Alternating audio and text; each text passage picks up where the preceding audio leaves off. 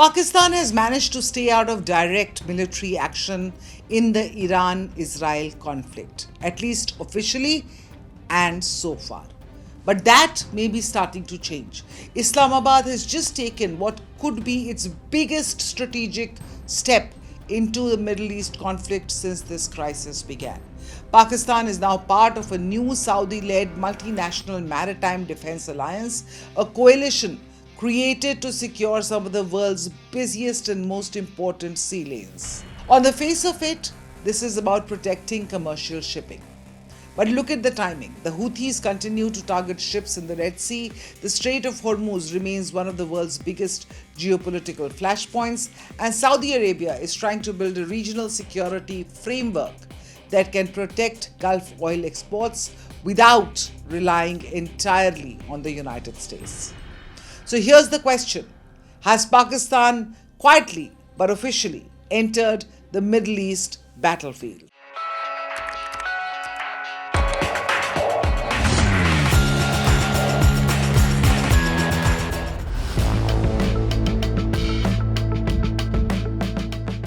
Saudi Arabia has announced the launch of the Multinational Maritime Defense Alliance. In simple terms, it's a coalition focused on maritime security.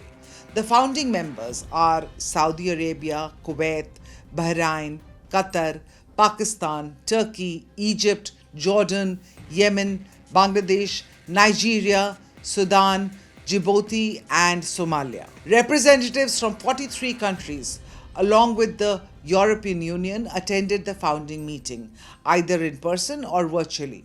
Saudi Arabia will lead the alliance and host its headquarters.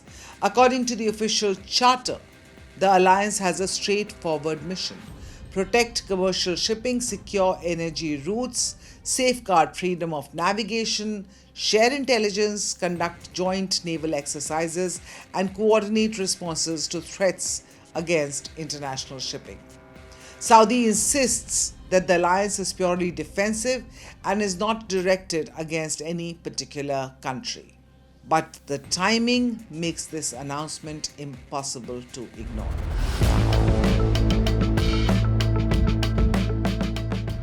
So why now? This alliance hasn't emerged in isolation.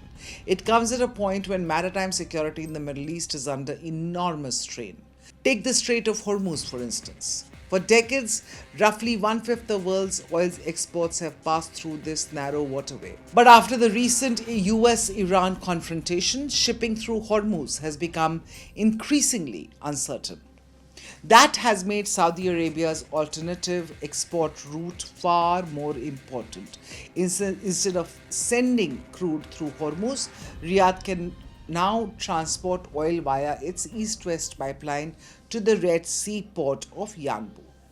But that route has now become vulnerable too. Every tanker leaving Yanbu must pass through Bab al-Mandeb, and that's where the Houthis come into the picture. Over the past several weeks, Iran-backed Houthi fighters have repeatedly targeted merchant vessels, energy carriers, and maritime infra across the Red Sea and the Gulf of Aden. They have also announced restrictions targeting Saudi-linked shipping.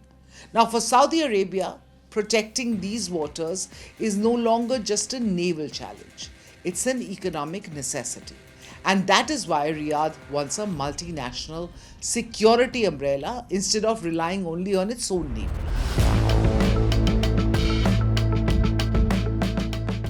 And this is where the story becomes geopolitically interesting as far as Pakistan is concerned.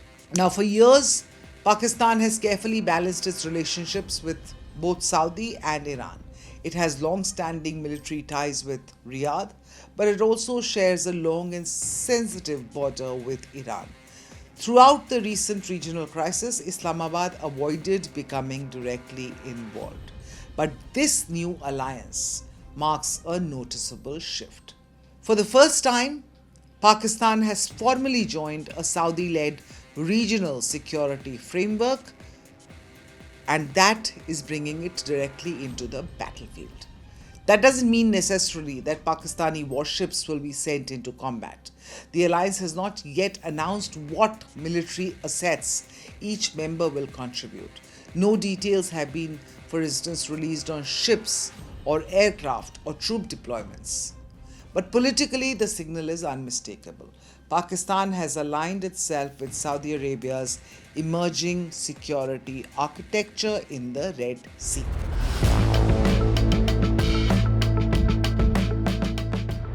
Sometimes the countries that stay out are just as important as those who join. Two notable absentees in this maritime alliance are the United Arab Emirates and Oman. Both, remember, have significant maritime interests. Both have extensive experience dealing with regional security challenges. Yet, neither of them has signed on to this alliance's charter, at least so far. Saudi says the coalition remains open. More countries could join once they complete their domestic approval processes. The European Union is also, not seen here. Again, it participated in the discussions. It already operates its own naval mission in the Red Sea. It's called Operation Aspipes. And that is, of course, that operation is to protect commercial shipping. Now, how that mission will eventually work alongside this Saudi-led alliance, of course, still remains to be seen. But let's circle back to Pakistan. Has Islamabad formally entered the Middle East war? Not in the traditional military sense. There are no combat deployments, at least so far, no declaration of war, no offensive mission, at least not yet. Whether it remains a defensive maritime coalition or evolves into something much more bigger or an offensive mission will depend on how the Red Sea crisis develops in the months ahead. Because in today's Middle East, the contest for power isn't playing out only on land anymore. Increasingly, it's unfolding at sea. You're watching Times Access. I'm Aditi Prasad. And if you found this explainer informative, don't forget to like, share, and subscribe.